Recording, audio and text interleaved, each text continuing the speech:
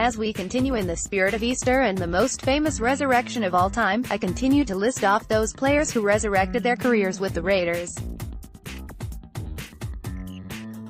Or, if you prefer, those players who were passed over by their former teams.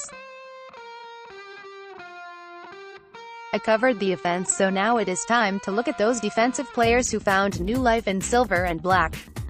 There are many on both sides of the ball. As we know, Al Davis was once known for picking up players considered expendable by other teams and breathing new life into their careers. Here are the top 10 on the defensive side of the ball. John Matuszak Sloth was chosen number 1 overall in the '73 draft by the Houston Oilers. He spent just 1 season in Houston before he was traded to the Chiefs, where he spent 2 seasons. He was a starter for the first time in his 2nd season in Kansas City but didn't make the team out of camp the next season. And when they released him, the Raiders were waiting to scoop him up. They immediately signed the enigmatic defensive end, and he played in every game that season and helped the team win their first Super Bowl. He spent 5 more seasons with the Raiders, starting every game in 4 of those seasons and helping them win yet another Super Bowl in 1980. Ben Davidson, the original Big Ben Davidson, was drafted by the New York Giants in the 4th round of the 1961 draft. He never played a game for the Giants though. He bounced around a bit, spending a year in Green Bay and 2 seasons in Washington before he finally found a home in Oakland. He was the first great Raiders defensive end. Davidson spent 8 seasons with the Raiders, including their trip to Super Bowl II. Over that time he made 3 AFL All-Star teams and was named All-Pro once. Tom Keating was drafted by the Vikings in the 4th round of the 1964 draft, but never played a game with the team. He signed by the Buffalo Bills instead and played 2 seasons in Buffalo. He would appear in just 9 games over his 2 season with the Bills and didn't start a single game. In '66 he would sign with the Raiders and instantly was named to the AFL All-Star team. The next season, he would be named All-Pro and helped the Raiders reach Super Bowl II. He spent a total of 6 seasons with the Raiders at right defensive tackle. Ike Lassiter was chosen in the 9th round of the draft by the Rams in 1962 but didn't play a game for them. He would play his first 3 seasons in Denver but saw his game appearances dwindle from appearing in every game as a rookie, to 7 in his 2nd season, to just 2 in his final season in Denver.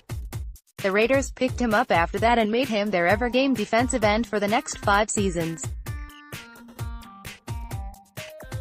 In his 2nd season with the team, he started every game at left defensive end, helping the Raiders reach Super Bowl II. He would also be named to the AFL All-Star team that season. Eddie Anderson was a 6th-round draft choice by the Seattle Seahawks in 1986.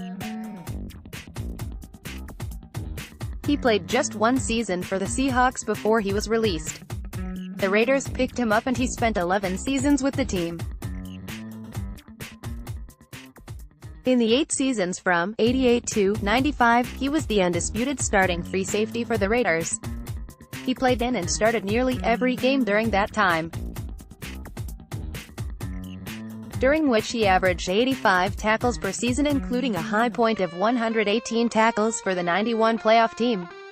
C.B. Lionel Washington, one of the best and longest 10-yard Raider corners in the long history of great Raider corners.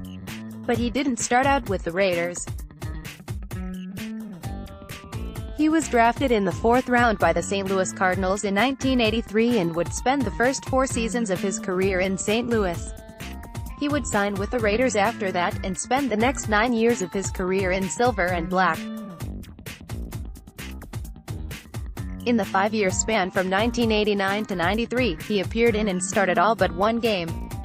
After spending 2 seasons in Denver, he would return to the Raiders for 1 final season in 1997 and retire as a Raider. Jerry Robinson, the 21st pick by the Eagles in 1979 draft, Robinson played 6 seasons in Philadelphia. He actually lined up against the Raiders as part of the Eagles team the Raiders trounced in Super Bowl XV. Jerry was born and raised in the Bay Area and signed with his hometown Raiders in 1985. Unfortunately, by this time, they were no longer in Oakland, they had moved to Los Angeles. But that was not a big deal because Robinson played college ball at UCLA. He would spend the final 7th season of his career with the Raiders. From 1986 to 90, he missed just 5 games and started every game in which he appeared. He still makes his home in the Los Angeles area to this day. DB Nehemiah Wilson came into the league with the Denver Broncos in 1965 and would spend his first 3 seasons of his NFL career in Denver. He didn't start a single game with the team but still managed to make the Pro Bowl in his 3rd season. After which the Raiders signed him, and after injuries kept him out nearly his entire 1st season with the team, he held down the starting right corner spot for the next 5 years from 69 to 73. He was supplanted halfway through the 74 season by new teammate and future Hall of Famer, Willie Brown, understandably. The Derek Burgess, a round 3 draft choice by the Eagles in 2001, he was plagued by injuries over his 3 seasons in Philadelphia. In his limited playing time, he looked every bit the player the Eagles hoped he would be. He had 6 sacks as a rookie, which was his only full healthy season there. One of those injuries caused him to miss the entire 2003 season. In 2004 he had 2.5 sacks during the season and another 3 sacks in the team's playoff run, including their only sack in the Super Bowl. His injuries were a huge concern for the team, so they allowed him to walk as a free agent. The Raiders picked him up and he recorded 16 sacks in his 1st season and 11 sacks in his 2nd season, earning him Pro Bowl bids in both. He played 4 seasons in Oakland, recording 38.5 sacks over that time. He wanted the Raiders to offer him a large contract, but after his inability to finish his final 2 seasons, the Raiders balked and traded him to the Patriots for a round 5 pick. As Charles Woodson, no one would have blamed Seawood had he called it quits after the 2012 season.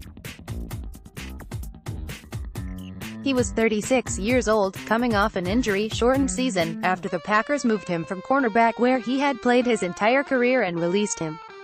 And there is no doubt in anyone's mind that he would have been standing on the stage in Canton last year. But he wasn't done. The moment he was released, the Raider Nation kicked their recruitment efforts into high gear. Once word came out that Woodson would be making a visit to the Raiders to look into signing the Silver, he wouldn't leave before signing on. And then he didn't leave the field for barely a snap in 3 seasons as the Raiders' starting free safety, making the Pro Bowl in his final season in 2015 at the age of 39. He has risen. He left the NFL on his own terms and his bust in Canton is already reserved for 2020. Also see, Top 10 Raiders Career Resurrections on Offense. Let's block ads.